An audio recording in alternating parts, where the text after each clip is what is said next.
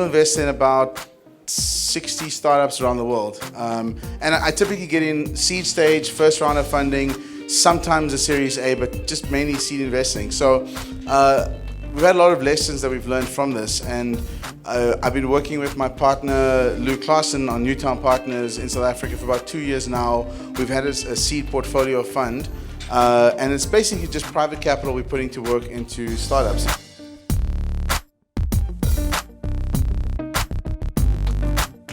Our first cohort of companies in 2014, it's about 13, 14 companies, if I remember correctly. It's going to deliver IRR of about 100% year on year for the past 2 years. So it's beating other classes' returns quite significantly. And so the reason for this is how we segment risk. We focus on a couple of key characteristics. So we're looking for technical co-founders and business partners together. So typically 2 to 3 people maximum, and very rarely one person by themselves. And it's very important that there's a technical co-founder. There's very important there's a business founder.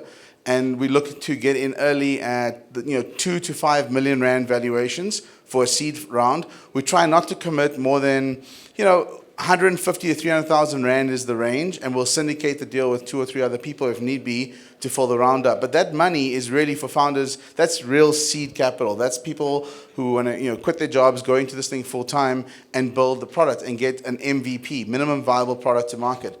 And so the reason for that is that until you have an MVP and you're gathering data, you can't actually justify raising any more money at any higher valuations.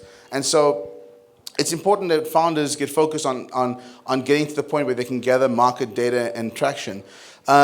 One of the things which annoys me tremendously when I meet with South African entrepreneurs in particular is the sort of top-down market-driven approach. Well, the size of the market's 2 billion rand, and we'll hopefully get 2% of that market over the next 2 years, and then if you divide that by 10, multiply it by 20%, whatever, some crazy calculation which shows that this is a 25 million rand company and why you should give them 5 million rand investment. Like, that doesn't work. So what does work is market validation.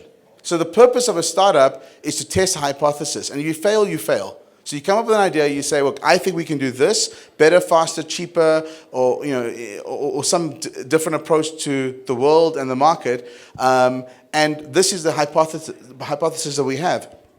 And if you fail, that's okay, because you're not using you're not putting tens of millions of rands to work where everyone loses. We're happy to lose money in lots of our investments. In fact, we tell our founders, if you fail, it's fine, come up with another idea, we'll fund that. So that's the mentality of seed stage investing. You've got to go in early, you've got to give the guys enough money and enough runway to get to a minimum viable product, get it to market, and then when you have data, start optimizing it. So look at the data. What's happening? Are people coming back? Are your customers using the service? Are they engaged? Are they happy? Are there repeat orders? But once you have those metrics, those that sort of traction, then it makes more sense to say, okay, well now we can go raise 2 million rand to put more capital in the business and go hire more people, or 5 or 10. So we've had some really great successes working with this model. And this is, by the way, this is not a local model. This is what we do in Silicon Valley. It's just we use dollar signs instead of rands. The next part of my discussion is how you segment risk, okay?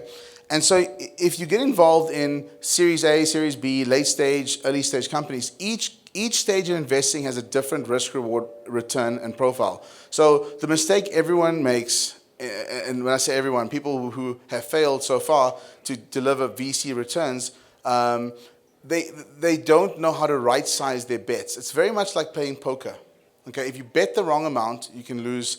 You'll lose in the long term because the risk-adjusted return for that bet is off. So you can't have a situation where you've got 3 angel investments with 150,000 rand each, or let's say you've got 5 angel investments for 200,000 rand each. It's a million rand, and then you go put 3 million rand into one company. Does that make sense? Lopsided bets, right? So the 3 million loses, and all of a sudden those 5 investments you put $1 million in is under pressure. So you've got to make sure your bet sizing is very, very good. What I want to tell you guys is that I think that there's a strong movement now in South Africa that's gaining ground. There's the launch of the South African Business Angels Network today.